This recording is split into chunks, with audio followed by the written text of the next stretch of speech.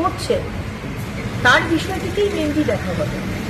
কারণ আপনি দেখতে পাচ্ছেন যে গতকাল এরকম বহু আমাদের কাছে এসছে, এতদিনে, শুধু কালকে এসছে বলবো না, এতদিনে আমাদের দপ্তরে এবং মাননীয় মুখ্যমন্ত্রীর কাছে ডাইরেক্ট ডেটা চলে এসছে যে কিভাবে বিভিন্ন পুরুষ, কিছু কিছু তার মধ্যে সংখ্যালঘু পুরুষ, আবার কিছু কিছু তার মধ্যে মানে বেশিরভাগ বাইরে অনুপ্রবেশকারী, তারা সব পেয়ে গেছে।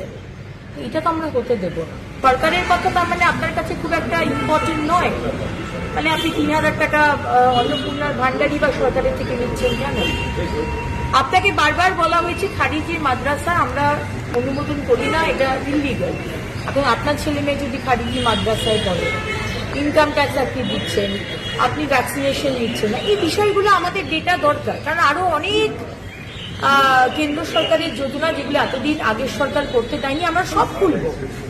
সুতরাং ডেটাগুলো আসুক এবং মাননীয় মুখ্যমন্ত্রী বলেছেন 3rd জুন আমরা শুরু করব, টাকাটা ডাইরেক্ট ডিবিটির মাধ্যমে আপনাদের কাছে পৌঁছে যাবে এবং নবান্ন থেকে সেদিনকে আমরা অফিসিয়ালি 5-6 জন মহিলাকে আমরা হাতে দেব। এখন আপাতত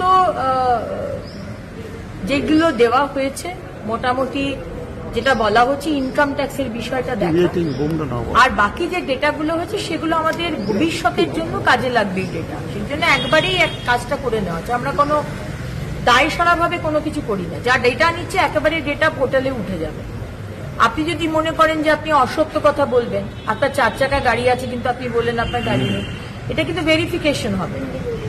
সুতরাং আমি সবাইকে বলবো আমার মা বোনেদের অসত্য কথা লিখবেন না, তাতে কি হবে আরো বেশি ব্ল্যাক স্পট হয়ে যাবে যে আপনি অসত্য কথা বলেছেন, কারণ এই ডেটার উপরে কিন্তু ভেরিফিকেশন হবে।